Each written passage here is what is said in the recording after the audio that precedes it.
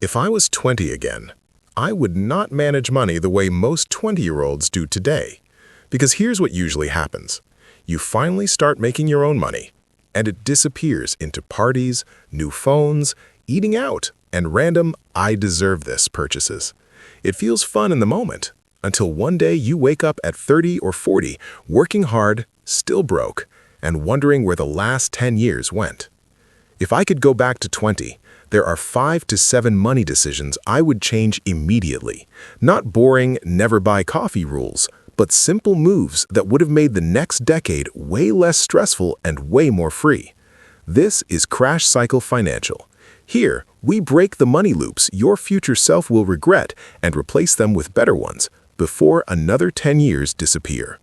If you don't want the next decade to repeat the same money mistakes as the last one, hit subscribe and let's start fixing this now. When you're around 20, most money mistakes don't feel like mistakes yet. You just spend, tap, swipe, and tell yourself you'll figure it out later. You don't track where your money goes, you spend based on mood, and there's no emergency fund. So every flat tire, phone repair, or surprise bill turns into debt or a call to your parents. And because you think investing is for older people with real money, you delay learning the very thing that could have made your 30s and 40s a lot easier.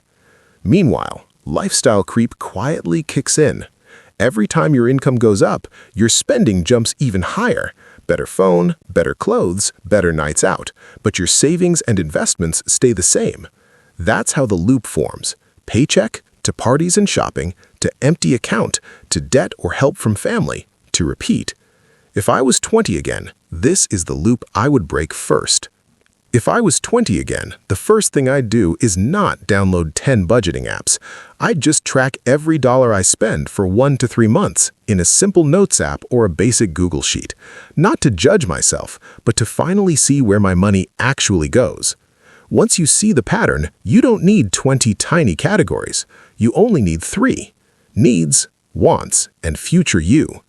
Needs keep you alive and able to work. Wants make life more fun.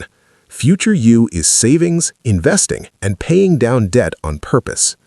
If I was 20 again, I'd use a simple rule like 50-30-20 or 70-20-10, not as a prison, but as a starting point.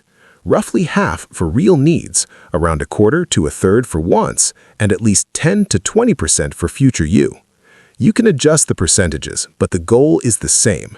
Your future gets paid every month, not just when something is left. The point isn't to have a perfect spreadsheet at 20. The point is to know your real free money each month, the amount you can spend without wrecking your bills, your goals, or your future self. Once you see that number clearly, every spending choice becomes easier because you finally know the game you're playing. If I was 20 again, I wouldn't start with a huge emergency fund goal. My first target would be small and clear. $500 to $1,000, or about 1 month bare-bones expenses sitting in a separate account. Because in your 20s, you're 1 flat tire, 1 broken phone, or 1 lost part-time job away from swiping a credit card you can't pay off. No emergency fund often means new debt, not because you're bad with money, but because life is unpredictable and your income is still fragile. Once that starter fund is in place, then I'd slowly build it up toward 3 to 6 months of essential expenses, enough to cover rent, food, and basics while you look for your next job or recover from a real emergency, without panicking or running to high-interest debt. And here's the key. Your emergency fund is there to be used instead of your credit card when life punches you in the face.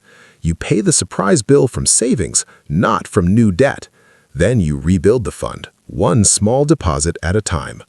If I was 20 again, I'd rather watch my savings dip for a real emergency than watch my debt bar climb for the next 5 years. If I was 20 again, I'd treat a credit card like a tool, not free money.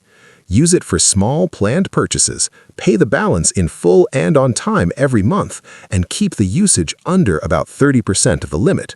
What I wouldn't do is live on minimum payments or stack buy now, pay later plans just to afford things I couldn't pay cash for.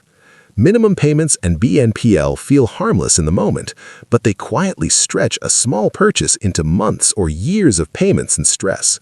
So here's the rule I wish I had at 20.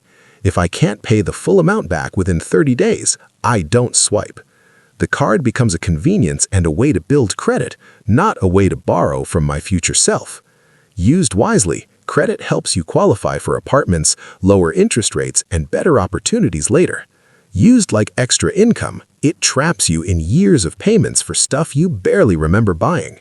If I was 20 again, I'd choose the path where the card works for me, not the one where I spend my 30s working for the card.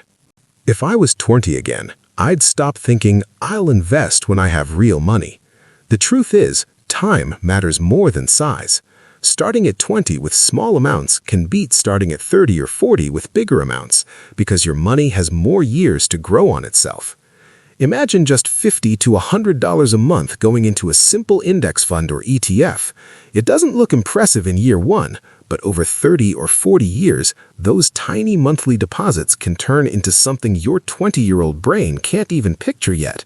That's the quiet power of compound growth. To make it actually happen, I'd set up auto-invest so the money moves into investments before I have a chance to talk myself out of it. Automatic, every month, like a bill I pay to my future self. Rain or shine, market up or down. Think of it like planting two money trees.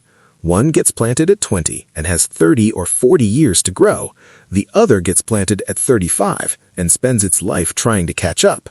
If I was 20 again, I'd start planting the tree now, even if all I had was a tiny seed each month. If I was 20 again, every time my income went up, I'd give future me a raise before I upgraded my lifestyle. That means increasing what goes into savings, investing, or paying down debt on purpose, then deciding how much of the raise I can safely enjoy. Lifestyle creep happens when every extra dollar you earn quietly turns into nicer clothes, nicer food, nicer gadgets, until your bank account looks the same no matter how many raises you get. Locking in a higher percentage for future you keeps your life improving without letting your spending swallow the whole raise. At 20, I'd spend more on skills than on flex. Courses, books, languages, digital skills, certifications, projects that make my portfolio stronger. Those are the things that quietly raise what I can earn for the rest of my life, long after the trendy stuff goes out of style. Here's the way I'd think about it now. At 20, your biggest asset isn't the money you already have. It's the ability to earn, learn, and adapt for decades. That ability is what really compounds. If I was 20 again, I'd invest in that first and let the lifestyle upgrades come as a side effect, not the main goal. Up to now, most of us have been running the old money loop. Paycheck comes in, we spend first, patch emergencies with debt, and only think about saving or investing if anything happens to be left. If I was 20 again, I'd flip that loop. When money comes in, the first stop is future you. Your emergency fund, your investing, and paying down the right debts on purpose. Then you cover your real needs, and only after that do you decide how much goes to wants.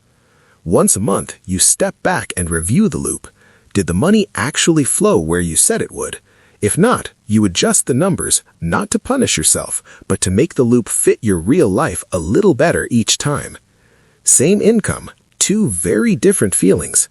In the old loop, you're always catching up and stressed. In the new loop, your future is funded first, your needs are covered, and whatever's left for wants can actually be enjoyed, without guilt. If you're around 20 right now, this is literally the video I wish I had watched before I spent 10 years making the same money mistakes over and over again. And if you're already past 20, it's not too late. Your 30 or 40-year-old self will still thank you for the decisions you start making today. The point isn't to be perfect, it's to stop repeating the old loop. Before you click away, do one thing for your future you. If you're under 25, comment one money move you're going to start this month. If you're over 25, comment one thing you wish your 20-year-old self had done sooner. Your answer might be the wake-up call someone else needs. Subscribe to Crash Cycle Financial if you want to break your old money loops and build smarter ones, one video at a time. You can't go back and change your past, but you can change the loop you run from today forward.